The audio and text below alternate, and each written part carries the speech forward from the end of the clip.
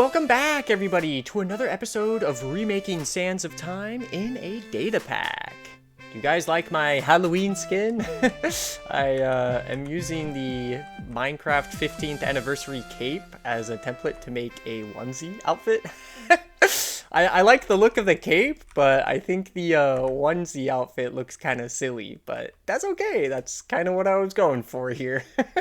So we are starting today's episode in the vast empty void of nothingness, and this is very exciting. This is very exciting news, and I'll tell you why. If you direct your attention to the left side of my screen while I hit the F3 key, you can see a couple of things. First off, we are in a server.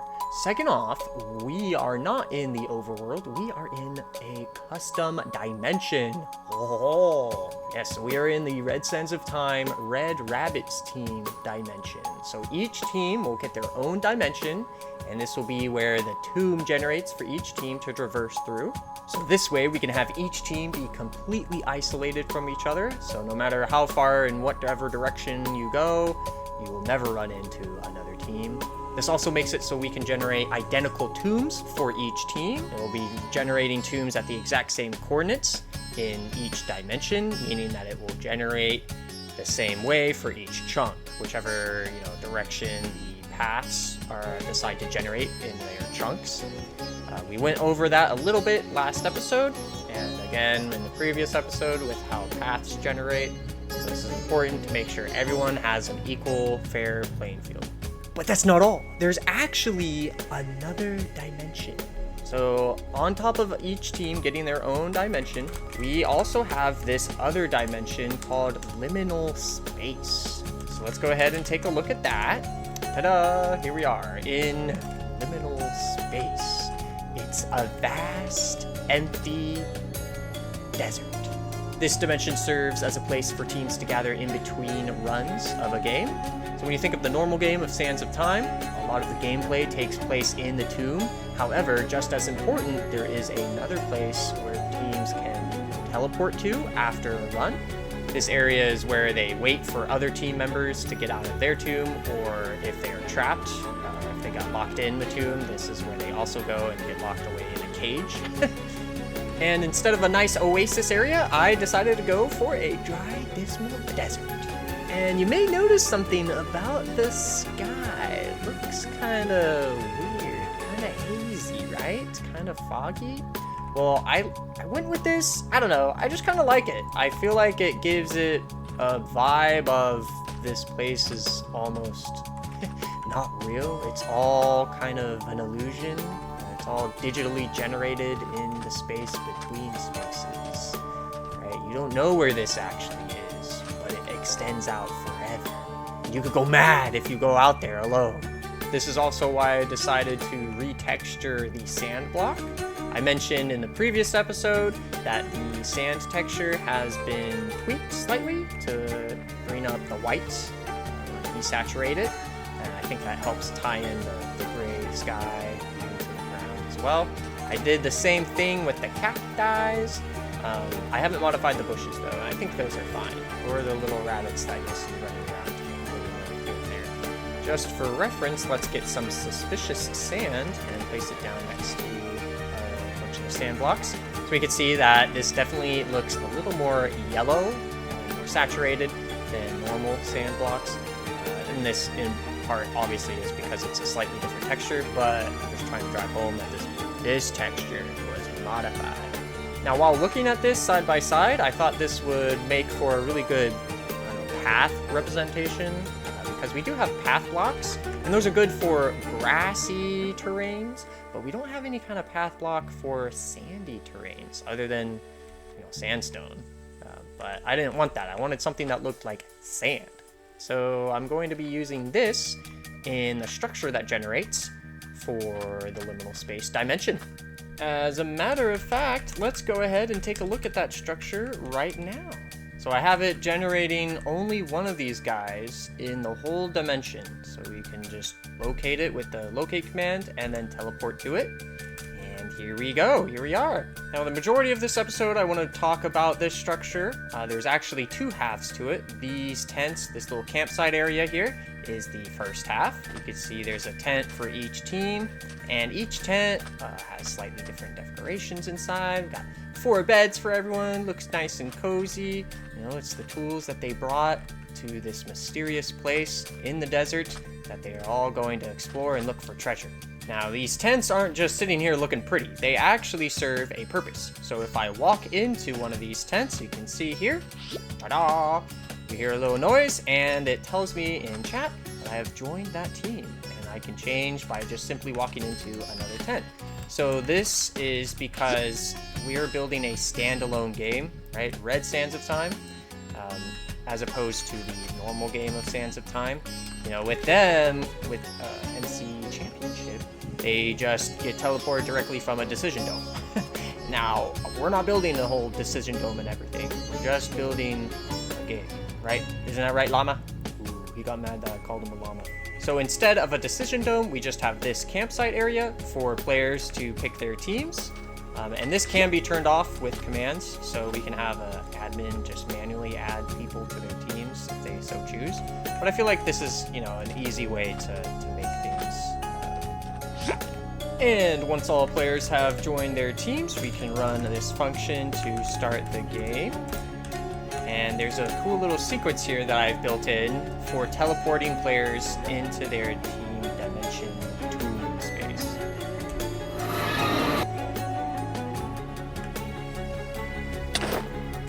Okay, so they get a little bit of a blindness or fog effect, and then eventually they will be teleported to the tomb, in which case the pregame timer starts. Yep, and once the timer gets down to the last 10 seconds, we can see the title screens appear for the last 10 seconds here.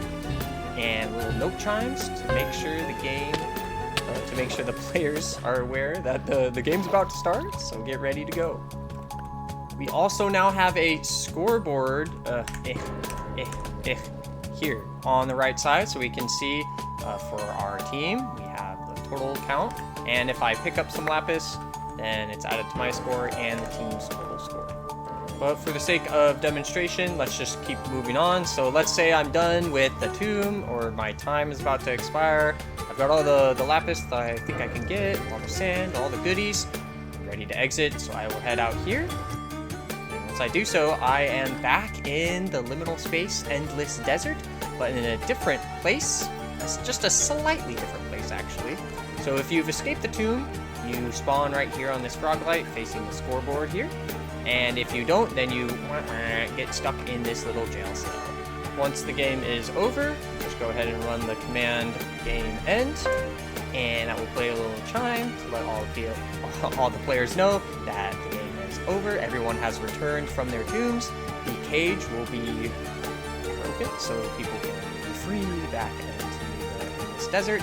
And we can see our score is 23, and everyone else was 0 because they all suck. And once you're done looking at your horrible scores on the scoreboard, you can just run up these side stairs and enter the campsite right again here, where you can change teams if you so desire because your teammates sucked. At which point an admin can run the start command to boot up a new game. And we'll take a look at those commands a little bit later in the episode. For right now, I want to show you guys how I generate the structure in the desert, how everything's laid out, and how it all pieces together. So let's start off with the tents. They're all pretty much the same. They're just kind of like on a, I think it's a 10 by 11 space. Let me double check. No, 9 by 10. 9 by 10. And it says that they're 10 blocks high because they are a little deep as of right now. That doesn't have to be the case. I was experimenting around with some ideas and different structure sizes. But for right now, you know, I just left it the way it is. So this is all you see. You see this layer of sand, the tent, you got your 4 beds inside, you know, just some decorations, whatever. It made it look kind of cozy in its own regard, own way. And then you'll have these jigsaw blocks in the front. Now, these can be spaced out about 5 blocks away from each other. Not always, you know, the same space, but in that area, right? So we have different variation. This one is missing a jigsaw block in the middle. This one is missing it on the side. You know, this one's missing too.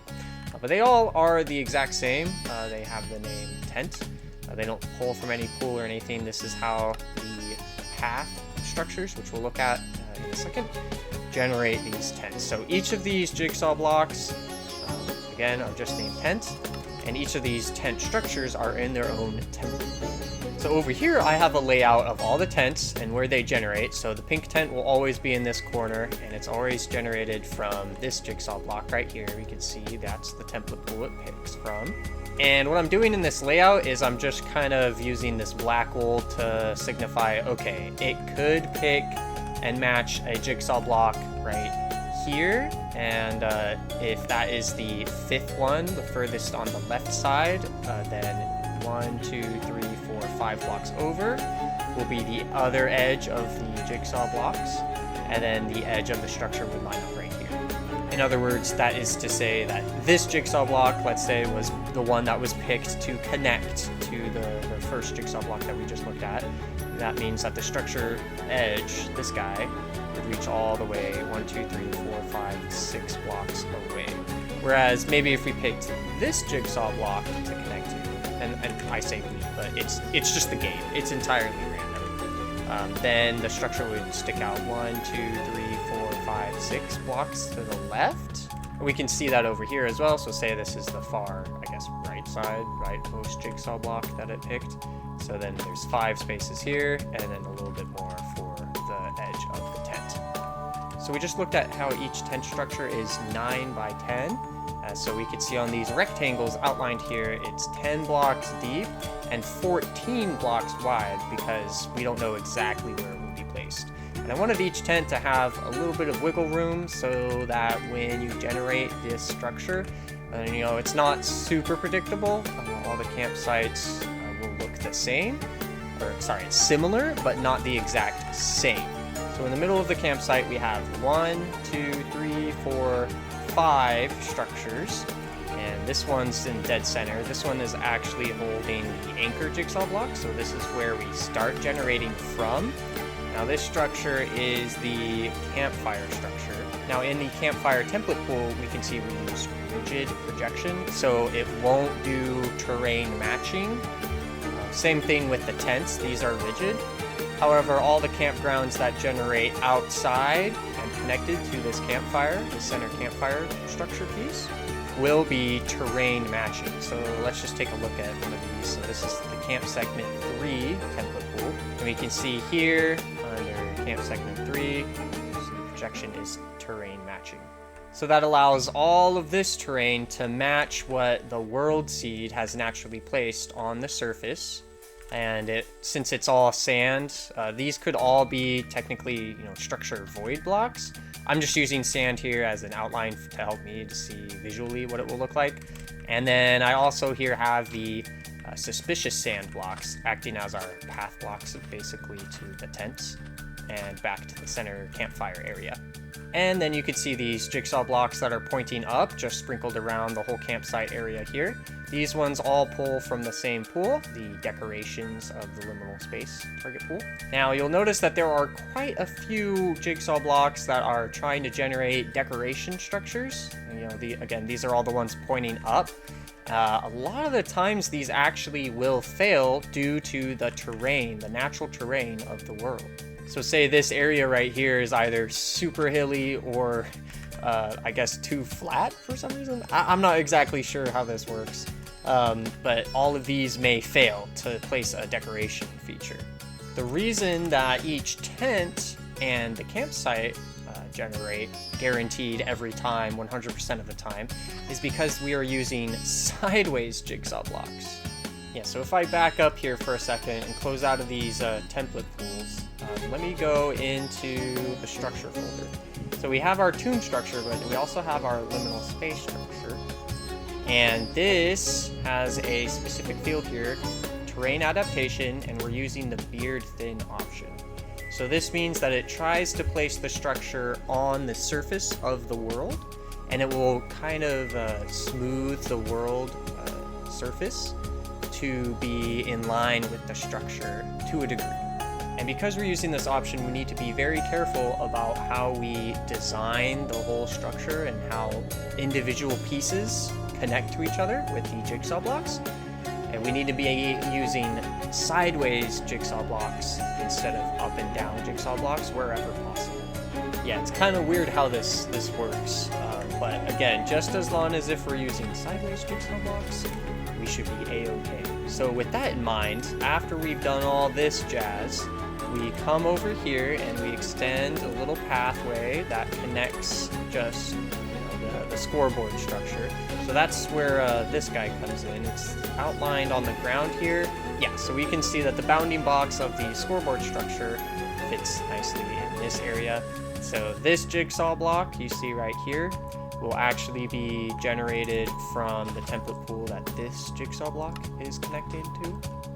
And then we have this weird little path here that extends out in these two directions, and then this jigsaw block back here. And these final 3 jigsaw blocks are for generating this end place here and these little empty spacer areas that eventually stick out to generate a Sphinx statue. And I'm pretty proud of this little Sphinx statue. I think it's pretty fun. I don't know, I just saw like a thumbnail for something on YouTube and they used a villager head for their Sphinx. And this is a modified version. I think mine is slightly smaller. So I like the way it turned out. It looks funny. So I used it twice. Initially, you'll see these jigsaw blocks on the side here. These actually aren't being used. I'm only using this guy right here for both of them that generate. Because initially I had a completely different layout for this structure. Yeah, so initially I started designing it from where players spawn when they leave the tomb through the exit portal. And I had in mind the oasis area for the normal game of Sands of Time. So I wanted to make a little pool and then have the little jail cell be roughly around right here where I'm floating, right? But it was getting really complicated because I wanted to keep using jigsaw blocks like this that pointed up and down to connect their structures, and it was not working out very well because I wanted some things of the structure to be underground, maybe some to be above ground. At one point, I even made a stupid little pyramid right where this scoreboard structure is, and I was going to use that to hold the scoreboard structure, and yeah, it was just getting way too complicated, way too buggy, and I needed to simplify it. So that's why everything's just kind of out in the open here. We're limiting the size of the structures. This is one of the bigger ones, actually. This is the biggest one. I'm say limiting the size. I don't care about the height. I mean more like depth and width, because it looks a little weird, actually, when we're using the terrain adaptation feature. What would happen on a large structure like this with a lawn edge like this one, like so, is if the terrain behind it, the natural terrain, was pretty hilly in maybe this part right here, it would place the structure down and slightly, I don't know, just bring it onto the top of the hill, and the bottom half would not necessarily float off the ground, but it would cause a giant wall to kind of form, and it just looks weird. So to help fix that issue, I've added some small jigsaw blocks on the edge here that just generate a little structure over here. And it's just some kind of decoration just so we don't have a hard flat surface. So this helps to bring the land out around the structure in more of a curved manner. So we have 2 more back here. So instead of bringing a straight line of sand around here, it will come and curve around and then around. And we can see that here with this layer of sand, how it curves out around this wing wall and then in a little bit and then out again around the second one. Looks a little different between the two just because of how the terrain adapts naturally to the structure. And then you can see over here how there's this nice hill kind of curve around that is formed from the placement of the structure. So the structure is placed more like on this level, right? But it looks like the surface, probably just the natural terrain came up to right around here. And so since it's not a hard edge, we have this little wing wall that sticks out. The game kind of builds this little hill out for us. Oh, before I forget, one thing that I did have when I had the initial design, which was similar to the Oasis of Sands of Time, is I had the prison, again, right about here, and I would have it so that when the game ended and the scores were revealed, everyone trapped in the prison would fall down, the floor would be removed, and they'd fall down into the little kiddie pool area. Now the kiddie pool area was several blocks, the walls for the kiddie pool area were several blocks high, so something like this, right? So you wouldn't be able to just merely jump back up onto the flat surface. You'd have to find your way out of the pool. And the only way out of the pool would be secret tunnels that came through the Sphinx statue and then forced you up into this little area here. So just inside the Sphinx statue. So this was all staircase. And then you'd have to come up to the top, hold shift, and squeeze yourself out the little pooper hole in the back of the Sphinxes. Yeah, I don't do anything with this now. It's just still kind of here. I think it's a funny idea. So maybe I can reincorporate it into the design of the structure somehow at some point. But yeah, I think it's okay for now how it is. And I'm also not happy with how this has turned out. I'm definitely not finished with it. It's pretty dark, so I'm gonna add some lights and then some more detail. It's pretty plain right now. I just didn't know what to do exactly. I tried to design it to have a theme similar to a wall in the hub, with these pillars and maybe some kind of decoration in the back. I don't know, still something that I'll work on in maybe a future release. As of right now, I just needed a point for players to respawn after exiting the tomb or respawn after being trapped in the tombs. But yeah, here's a bird's eye view of the structure in its entirety. You can see the invisible terrain matching campsite ground structures that place the suspicious sands, and also place the jigsaw blocks that connect the rigid tent structures so that the terrain kind of slopes around them. And they're not all spaced apart the same way. You can see that here with 2 blocks in between these 2 tents, whereas there's 6 blocks in this gap. So that gives it a little bit of variety, a little bit of interest. And then some decorations here. We got a sheep and then the pumpkin, and the camels have wandered off far and wide. And then we've got our Sphinx statues here. This one's actually a little taller than the other one. 1 block or 2 block, 1 block up. But that's okay, that's cool. And then our structure to spawn and respawn players into the game. Now in terms of commands that are needed to operate the game, there's really 3 main commands that you'll need. So you'll need, all of them are function, Red Sands of Time, game / and then it's either open or start or end. Yeah, so you do have to manually start and manually end a game with those commands. So run the start command when everyone has picked their team. They're all just kind of running around here ready to go. You can run the open command before that. You don't have to on the first time that you run a game, because when you install the whole data pack, the state will be open.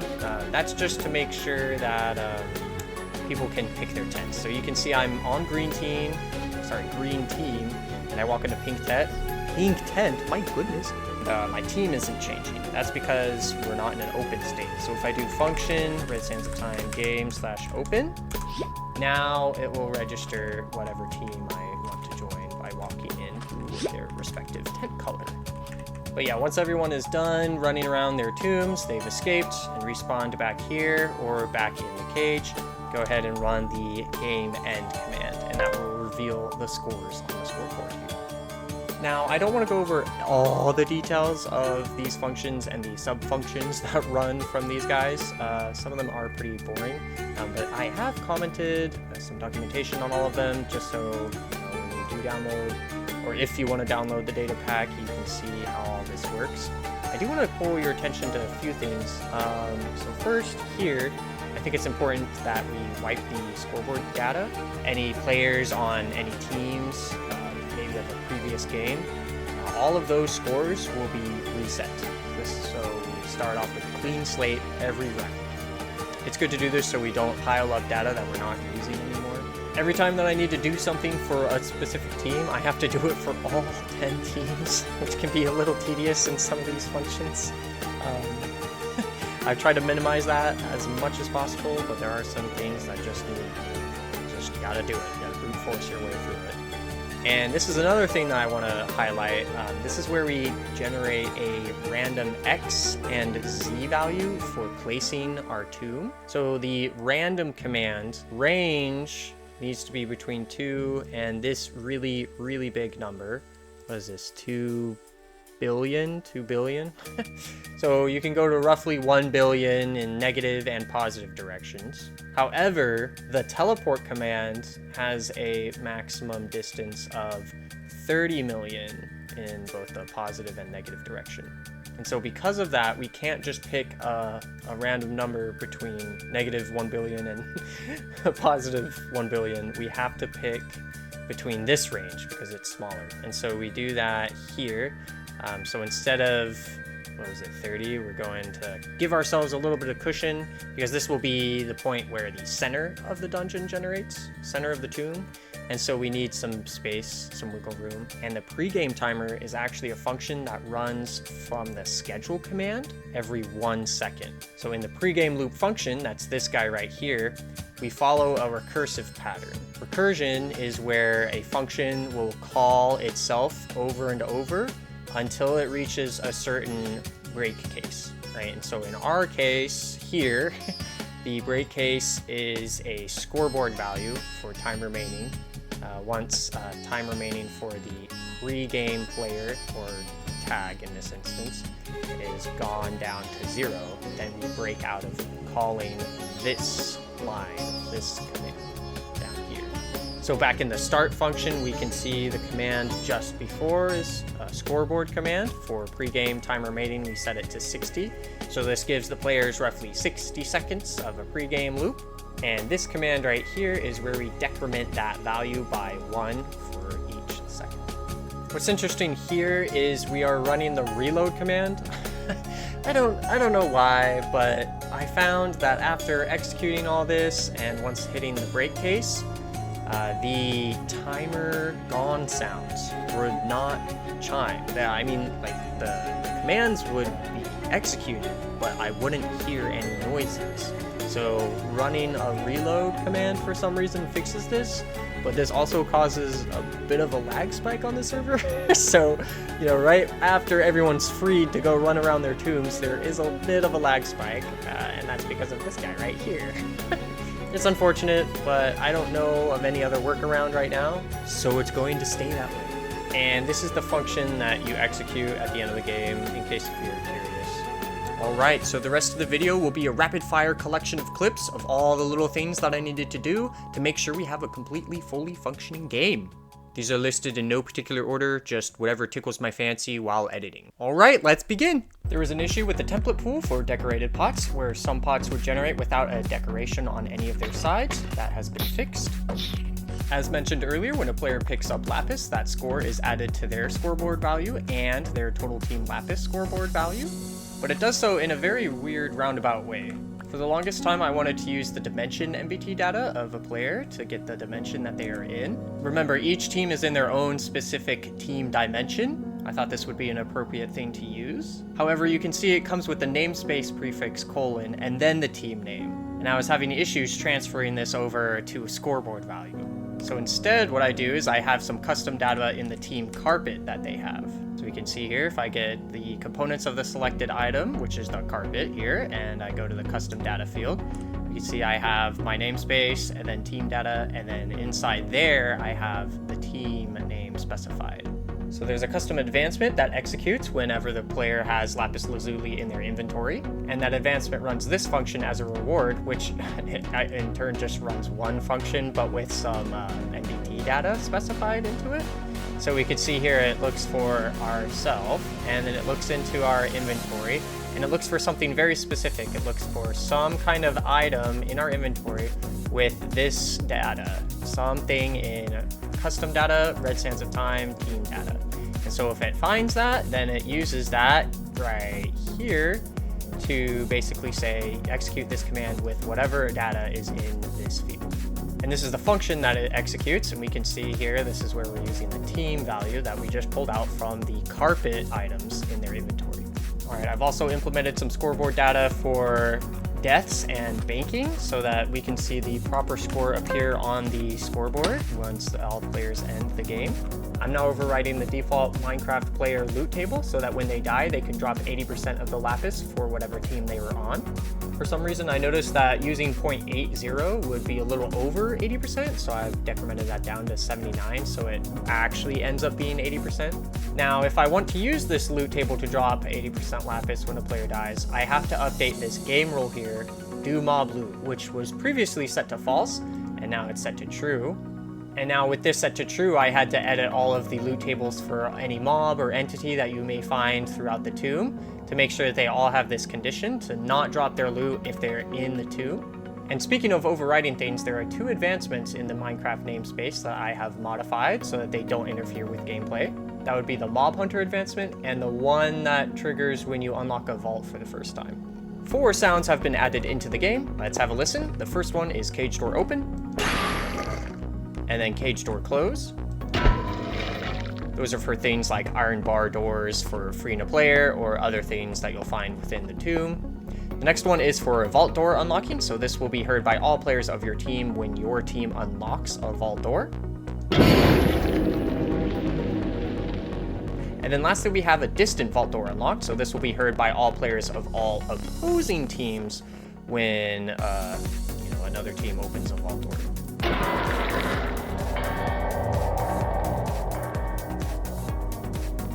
Along with these sounds, there is also a message that appears in chat notifying all players on the server that a team has unlocked a vault. Player respawn mechanics. Yeah, this hadn't been implemented until this episode, but I've got everything figured out, so I've got it safeguarded so that when a player respawns, they are put in jail, and if a teammate tries to free someone using a piece of sand, if there's no one in the jail cell and they place a block of sand, they will get that sand block returned to them, hunky-dory. But if there is someone in the jail, it will consume that sand, and then there will be an animation of the iron bars moving up, and then these are just barrier blocks, and so those get removed. All the logic for that is down below. So these two command blocks are similar to what's under the timer for taking in sand, and then it just activates something down here, and this runs a little bit of an animation. So these blocks are for the gate going up and playing a sound, and then we wait a bit of time before eventually putting the bars back down, so we're ready for the player to die again. There is a function that runs for when the player is freed by one of their teammates to make sure that they have the appropriate tags, effects, and respawn items. I know I said I wasn't going to do anything else with the resource pack, but here we are. I've added armor trims to both leather caps and leather boots for all teams. Get all those pretty colors. When a tomb generates, the timer now has a marker at the bottom of it to keep track of which team this tomb belongs to. And this marker is used in the loop function for the game instead of an X and Z location, so that scoreboard values related to time and the amount of sand in the timer can be differentiated between teams. You can see on line 28 that I'm now using 20 seconds to play a different gone sound instead of 15 as before. This is to be more consistent with the game of Sands of Time. Nobody pointed this out to me in the previous episodes. Shame, shame, shame on you. There was also an issue with one of the hub parkour structures where the players could actually get stuck and trapped if they weren't careful, so that has been fixed. And finally, I set up a GitHub repo for the data pack. Not much in here right now, just a folder here, and it does have a beginning README file, so I've started working on some of the explanation of things, but there are some areas that are still a work in progress.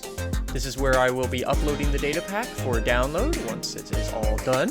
You can find a link to this in the description below. I've got over 1,400 files to commit next episode, so be on the lookout for that.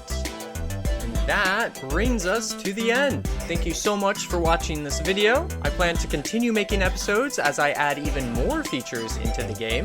And with that, I will catch you guys next time. Bye bye.